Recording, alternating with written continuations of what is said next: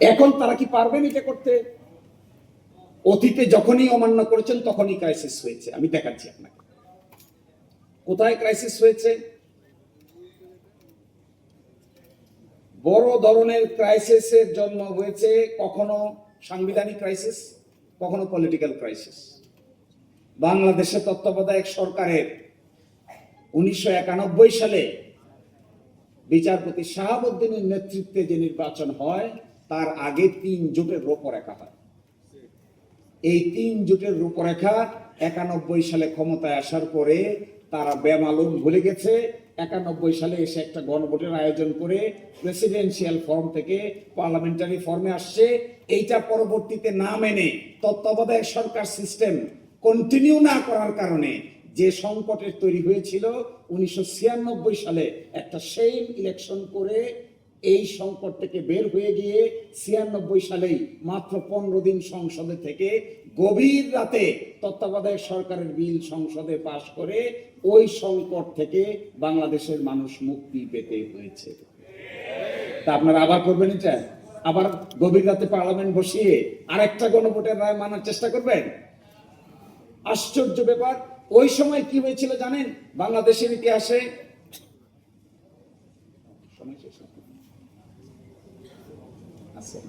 বাংলাদেশের ইতিহাসে parliament boycott নামে একটা কেস আছে, পার্লামেন্ট বয়কট কেস। যখন মাগুরাতে উপনির্বাচন হলো, খুবই বাজে উপনির্বাচন হলো, সকলে আন্দোলন করলো। আওয়ামী লীগ, জামাত ইসলামী, জাতীয় পার্টি পার্লামেন্ট থেকে বয়কট করলো। পার্লামেন্ট বয়কট করে পার্লামেন্টে গেল না। 90 দিন পার হয়ে গেল। বাংলাদেশের সুপ্রিম কোর্ট একটা রেফারেন্স চালু করলেন। রাষ্ট্রপতি জিজ্ঞাসা করলেন 90 দিনের বেশি ওনারা পার্লামেন্টের বাইরে আছেন, ওনাদের পার্লামেন্ট সদস্য আছে কি নাই। এটাকে বলে পার্লামেন্ট বয়কট কেস। বাংলাদেশের ইতিহাসে এইটাই প্রথম রেফারেন্স।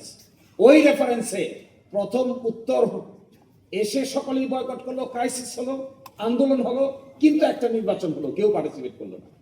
অবশেষে রেজাল্ট কি হলো?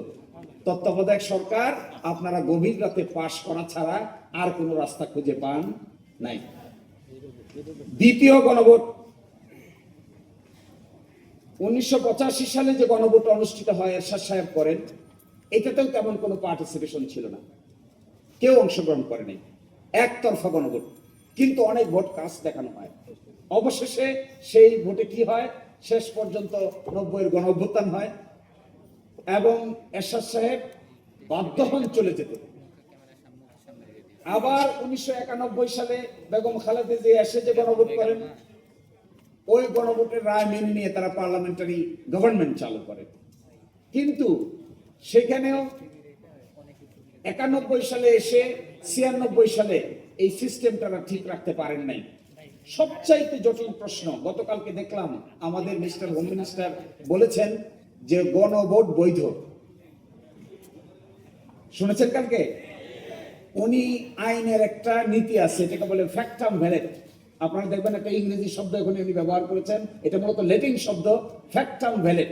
ফ্যাক্টাম ভ্যালিড মানে হলো এটা যেটা আসলে বৈধ না কিন্তু হয়ে গেছে তাই বৈধ। কেমন কি?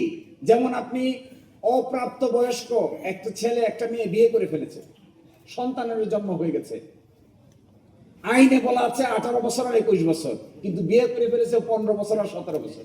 বিয়ে করে ফেলেছে, সকলে দাওয়াত খেয়ে ফেলছে, অনুষ্ঠান হয়ে গেছে, সন্তানের জন্ম হয়ে গেছে।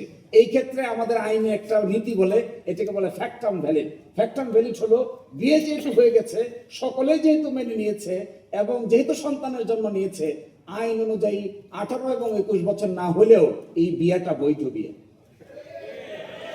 তো বাংলাদেশের এই পার্লামেন্ট যে গণভোট হয়েছে, উনি কালকে স্বীকার করেছেন, প্রথম দেখলাম ফ্যাক্টাম ভ্যালিড হয়েছে। ফ্যাক্টাম ভ্যালিড যদি স্বীকার করেন তাহলে অবশ্যই আপনাকে সংবিধান সংস্কার পরিষদের মিটিং ডাকতে হবে। কারণ কি? কেন ডাকতে হবে?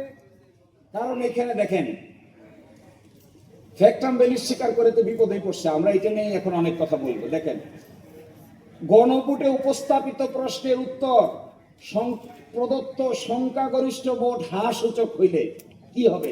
স্বীকার করছেন তো গণভোট হয়েছে, বলেন এটা বৈধ তো। কালকে দেখবেন বারবার বলছেন বৈধ তো, বৈধ তো, ফ্যাক্টাম ভ্যালিড এই কারণে বৈধ তো।